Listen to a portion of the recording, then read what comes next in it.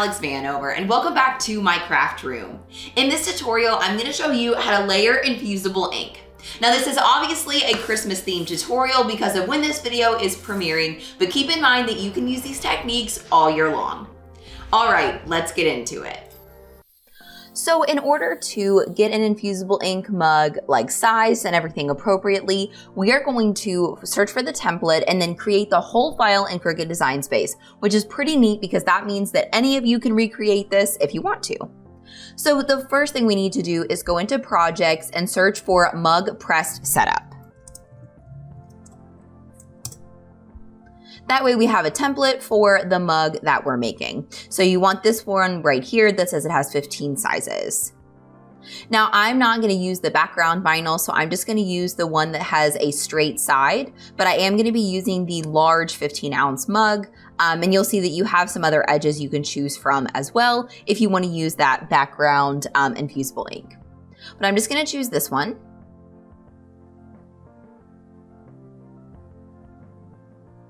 And then choose Customize.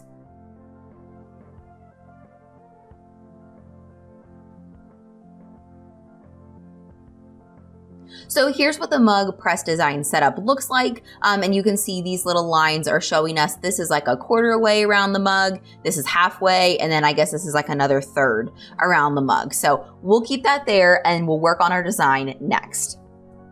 So I couldn't really find an SVG file that fit the look I was going for here, which is why I decided to create it myself. So I'm gonna go into images and search for a Christmas tree. And I'm looking for a specific one. Of course, you can use any one that you want to. But the one that I am using looks like this. I really like the simplicity of it, and I'm gonna be using patterned infusible ink, so I like the look of a simple tree better. But if you need to search for this tree because you can't find it, you can search for this code right here with the pound sign in front of it, and that will take you directly to this image. So I'm gonna go ahead and click it to select it and insert it into my canvas. So first I'm going to take this tree and we'll go ahead and create our design. So I want one tree in the center along with two other trees on the side. So I'm gonna duplicate that first tree, tilt it to the side a little bit and make it a bit smaller until I'm pleased with the way that it looks. It might be a little bit small here. Yeah, something like that. And then what I'm gonna do so that I can make sure that it is symmetrical is I'm going to duplicate the smaller tree. And then under flip, I'm going to select flip horizontal so that the angle is the exact same on the other side. And then I'm just gonna position it about like that because I want those two little sections to almost be touching, those two little corners right there. Yeah, I think that looks pretty good. So the first thing that I need to do before I do some fancy stuff is I need to select both of the smaller trees and attach them, and then duplicate a set of them. So I'll set that off to the side, and then I'm going to make them a different color. So we'll just make them red, let's say. So next I want to slice these two trees out of this larger tree. And the reason for this is because whenever you're working with infusible ink designs with multiple colors need to fit together like a puzzle because infusible ink cannot overlap, and you also don't want to make multiple presses of it. So you want to be able to put all of the colors and layers on the sheet at the same time. So that's why we need to slice the smaller trees out of the larger one. So what I'm gonna do first is I'm gonna click these two and then I'm gonna choose weld. And that way that's all one image, all one layer. And that way I can slice these two trees from this back one because we can only slice two layers at a time and no more. So once both are selected, then I'll choose slice.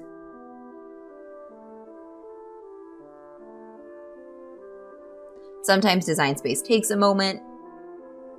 And we have these off over to the side in case the other layer gets a little bit damaged while it's slicing. I've noticed that sometimes things can end up a little bit funky, so I like to have a spare set off to the side. So see how it ends up with lots of different pieces. If you've ever sliced before, you know it ends up pretty funky. So we don't need any of these layers. The only layer that we really need is the center tree. We'll turn these two red, and then they should fit right inside of this little template that we created. Just like that. So you can kind of see how those pieces of infusible ink are going to go together on the carrier sheet. Now I want to add Merry Christmas underneath my trees. So I'm going to go into text and type that out. And I'm going to be using a really cute script font called Snow Bunny, which I really, really like.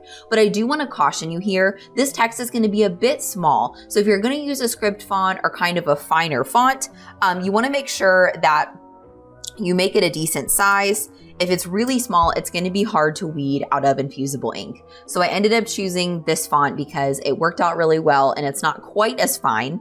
But we're also going to do a little bit of manipulating here so that it looks and works even better with our infusible ink.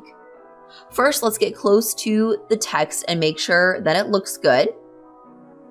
So you'll notice that even though Design Space kerns fonts now, it's not all exactly attached. There are still some funky transitions in all this text.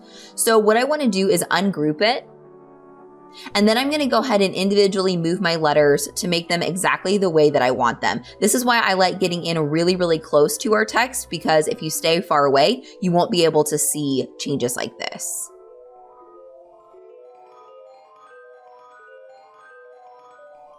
So once all of my text is placed, next I'm going to individually weld each letter, or excuse me, each word, in case I ever want to go back and make changes to the sizing or anything. I don't like to weld them all at once just in case. Oh, and you'll see that our little R filled in there, so we'll undo it. Move everything out just a little so that we don't have that happen again. Then we'll click and drag a box around everything and choose Weld again and see if that looks any better. Perfect. Then we'll do the same thing with Mary.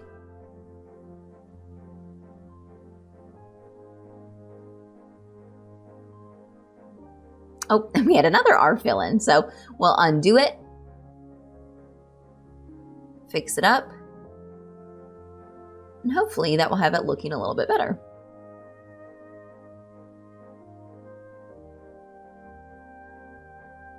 Perfect. Okay, so now we'll zoom out a little bit and go ahead and format this to go with our mug a little bit better. So right now the text is kind of large, so we'll move it out a little bit so that it's just a little bit wider than those trees. But a really helpful trick for when you're working with text like this is I like to go ahead and unlock both of these and actually stretch them down a little bit, which I know after seeing the original version might make the text look a little stretched out, but when you see it for the first time, if you didn't know that we stretched that text, it's gonna look just fine, and it's gonna help us to have text that's a little bit easier to weed.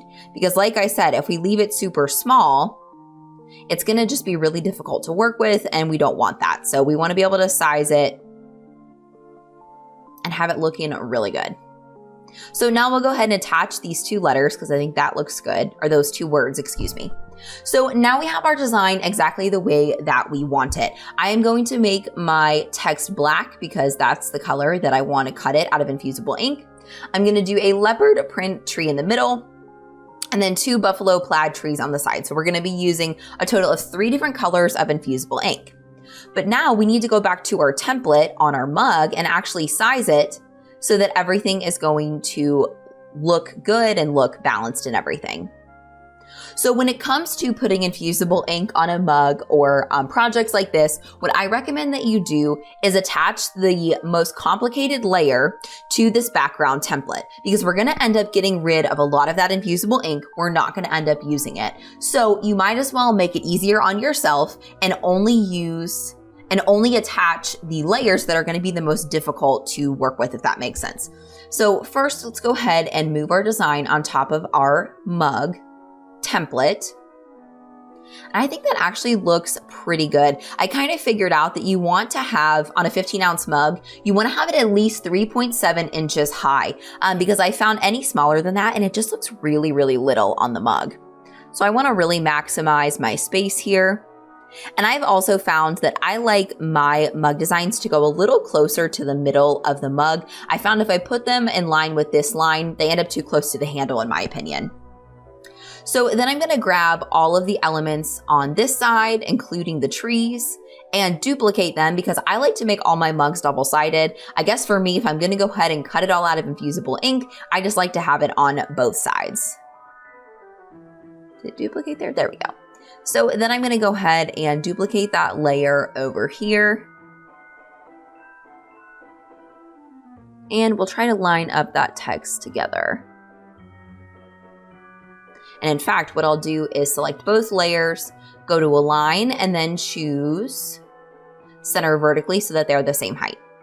But we're not gonna cut any of these trees on top of the template, so we don't really need to worry about them. Once they're sized, we can move all of this aside. Then we're gonna go ahead and hide this layer right here because we don't wanna cut it, so we'll click the eyeball to hide it. Then we are gonna click and drag a box around all the text and the template and then select Attach. So this is what I was talking about. We're gonna be getting rid of all of this infusible ink, but you're gonna do yourself a favor if you already have your text laid out onto this template, because the rest of these pieces I'm gonna have to weed individually and put over top of the paper. So that's why I chose the most intricate layer to be attached to the actual template itself. And I think I'll go ahead and change all of this to black just to make sure I cut it out of the right color. So then once your work is finished, then of course you need to save your project. And I guess it's already saved as a mug design setup. So we have to choose Save As. And we'll call this Merry Christmas Mug. And if you're still confused, don't worry. I'll show you how to do all this when we cut out all of our infusible ink. But next we'll go ahead and go over to Make It.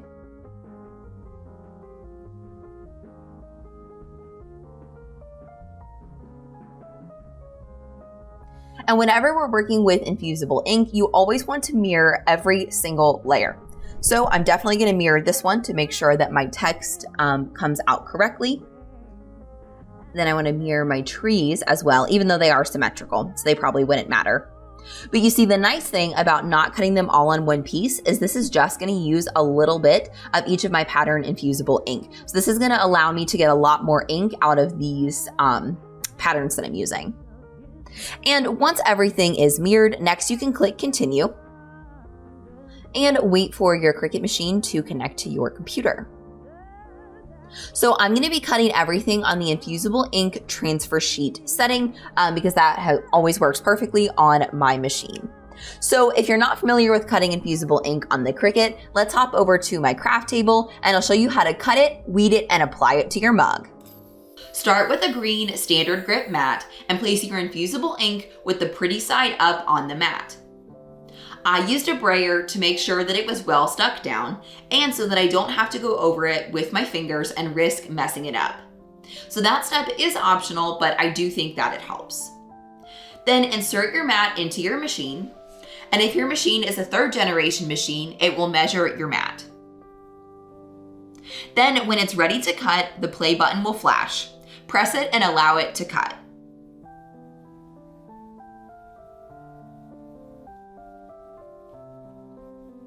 Then once your infusible ink is finished cutting, remove it from the mat by flipping it over and peeling the mat away from the infusible ink. Set it aside until you're ready to weed it. Then repeat the process with the other colors of infusible ink. I cut small pieces of the patterns off my full sheets so that I didn't have to stick the entire sheet to my mat.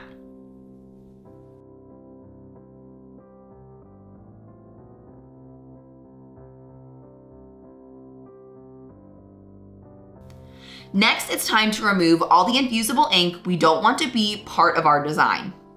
One trick I found for weeding infusible ink is to roll the cut backwards to pop the edges out of the cut of the background. Then it's much easier to use your weeding tool or your fingers to pull away the excess ink. On the template piece, the only infusible ink that we want left behind is the Merry Christmas part of the design. The rest of the sheet is just going to serve as a template that will wrap around the mug. You may notice that the infusible ink color looks a little bit dull or even a little bit brown, even though I said I was cutting it out of black. That's all completely normal for infusible ink, so don't worry and trust the way the colors are labeled. You'll know that you weeded correctly, especially when weeding words, if you flip the infusible ink over to look at it from the back side and it looks or reads correctly. Follow the same weeding process with the Christmas tree designs.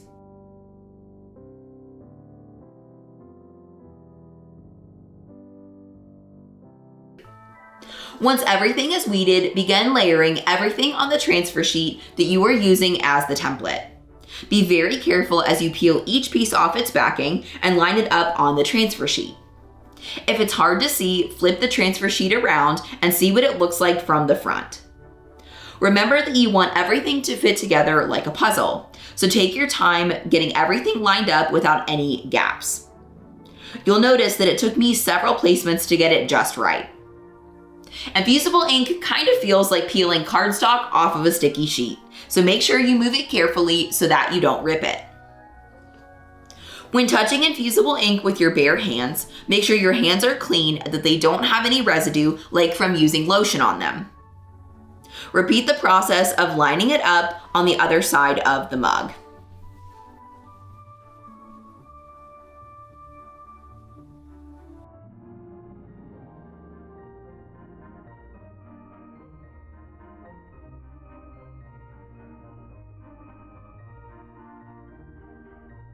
Don't forget to preheat your Cricut Mug Press. Next, we need to prepare the mug for infusible ink. Begin by using a lint roller around the outside of the mug to remove any dust, dirt, or lint. Then we'll begin by lining up the infusible ink transfer sheet on the mug. I like to line up the design on the side where I like it, then wrap it around to the other side and smooth it down. Then check that it's not too close to the handle, that the design is centered on the mug, and all of that good stuff. Then make sure that the transfer sheet is pulled nice and tight and there's no wrinkles. Wrap the butcher paper that came with the infusible ink around the mug. I had to cut mine to fit a little bit better. Then secure the butcher paper using heat-resistant tape. Make sure that the butcher paper is covering the transfer sheet anywhere where there's infusible ink.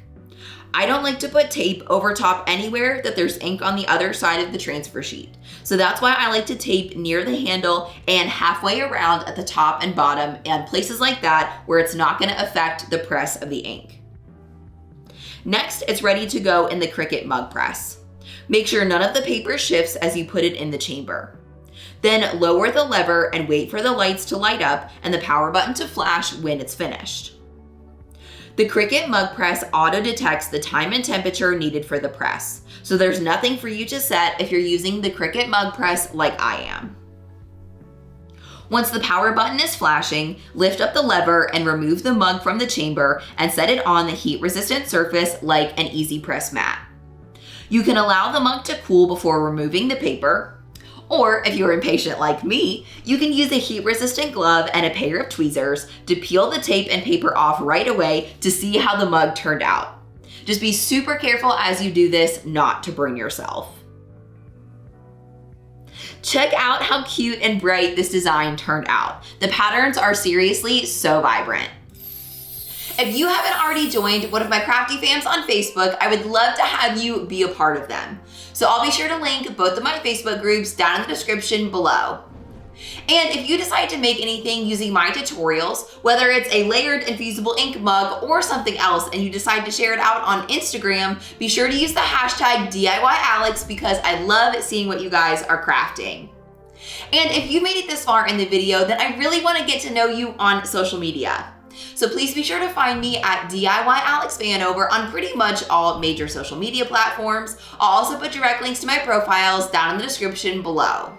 If you enjoyed this video and you want to see more just like it, then be sure to subscribe to the DIY Alex YouTube channel and be sure to ring the bell so that you get notified every single time that I put out a new video every single week. But don't wait for next week's video. Be sure to check out this one next. Or if you want to make your DIY dreams come true, be sure to check out this video. I know that you're going to love it.